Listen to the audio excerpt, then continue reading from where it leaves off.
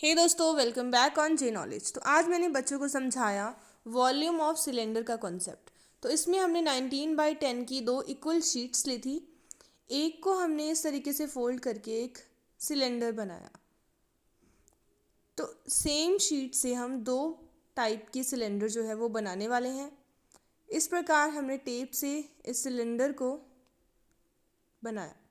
इस सिलेंडर को बनाने के बाद हम इसे साइड पे रखेंगे और दूसरी सेम शीट लेंगे और उससे ज़्यादा हाइट वाला सिलेंडर बनाएंगे। बस उनको मोड़ने का तरीका ही अलग है। शीट दोनों में सेम लगी हुई है, मटेरियल दोनों में सेम लगा है।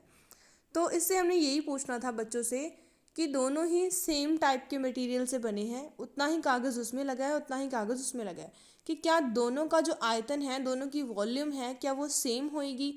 दोनों में डाली जाने वाली जो रेत है या जो भी चीज़ है, क्या वो सेम ही आएगी या फिर अलग अलग आएगी। तो इसी कॉन्सेप्ट को चेक करने के लिए हमने ये दो टाइप के सिलेंडर बनाए। तो देखिए, अब हम चेक करेंगे कि दोनों की वॉल्यूम सेम रहती है या डिफरेंट। कुछ बच्चों ने कहा कि मैम डिफरेंट होगी और कुछ बच्चों ने कहा कि मैम ये दोनों में सेम ही चीज़ आएगी और दोनों की वॉल्यूम सेम होएगी। तो हमने दो सिलेंडर लिए, छोटे सिलेंडर को बड़े वाले सिलेंडर के बीच में रखा और उसमें साथ में हमने एक रेत ली थी और रेत को इसमें हम डाल के देखेंगे। पहले हम इस लंबे वाले सिलेंडर को फिल करेंगे, कागज़ लेंगे, उस कागज़ से हम एक छोटी सी कीप बनाएंगे और उस कीप की हेल्प से हम इसमें जो रेत है उसको भरेंगे। तो इस प्रकार से हमने इसे फिल किया। तो इजीली फिल करना है क्योंकि मिट्टी है तो कई बार इधर उधर हो सकती है। तो इस सिलेंडर को बच्चों की हेल्प से हमने फिल किया। फिल करने के बाद हमें क्या करना है कि इस जो लंबे वाला सिलेंडर है उसे धीरे धीरे से हमें इसके बीच में से हटाना है, ताकि इसमें जो मिट्टी है वो नीचे वाले सिलेंडर में आ सके और हम देख सकें कि क्या वो सेम ही आ रही है या फिर अलग है। तो चलिए हम देखते हैं।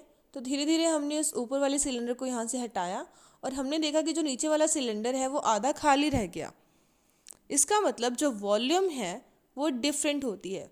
मतलब चाहे सेम मटेरियल से चीज़ बना लें लेकिन डिफरेंट है। डिफरेंट क्यों है? क्योंकि उसकी जो रेडियस है वो चेंज हो गई। तो नेक्स्ट हमने देखना था एक शंकु का, एक कोन का वॉल्यूम एक सिलेंडर के वॉल्यूम से कंपेयर करके। तो हमने सेम ही रेडियस वाला एक कोन बनाना है। ठीक, तो उसके लिए हमने 10.5 रेडियस थी, उस रेडियस का एक सर्कल बनाया।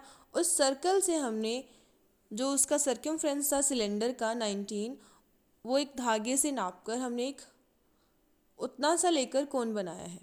ठीक, तो इस प्रकार हम एक कोन बनाएंगे। ऐसा कोन बनाना है जिसका सर्कमफ्रेंस बिल्कुल सिलेंडर के सर्कमफ्रेंस के सेम हो। तो इस प्रकार इसे फोल्ड किया, फोल्ड करके टेप से अच्छे से इसे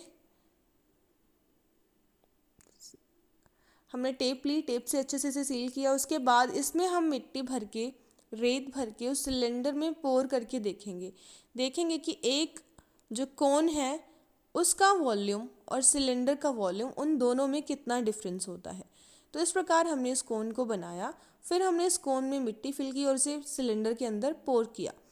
तो जैसे ही हमने इसे पोर किया तो हम क्या देखते हैं कि एक जो सिलेंडर है उसे भरने के लिए हमें सेम सर्कमफ्रेंस के 3 कोन की नीड होती है। यानी कि 3 ऐसे कोन होंगे भरे हुए जो इस सिलेंडर को भरेंगे। तो उससे हम क्या अंदाज़ा लगा सकते हैं कि हम सिलेंडर का वॉल्यूम जो है उसका फॉर्मूला पढ़ते हैं πr²h।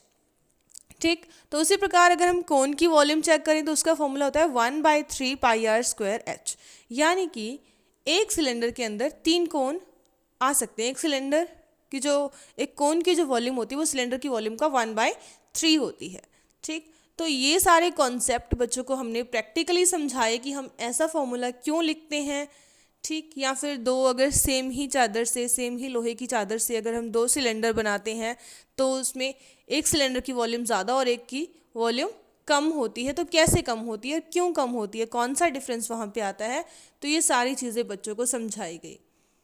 तो ये मैथ्स के कॉन्सेप्ट भी बच्चों को इंटरेस्टिंग लगने लगते हैं अगर हम उन्हें लर्निंग बाय डूइंग से कुछ अच्छा सा करके समझाते हैं। Thank you so much for watching this video.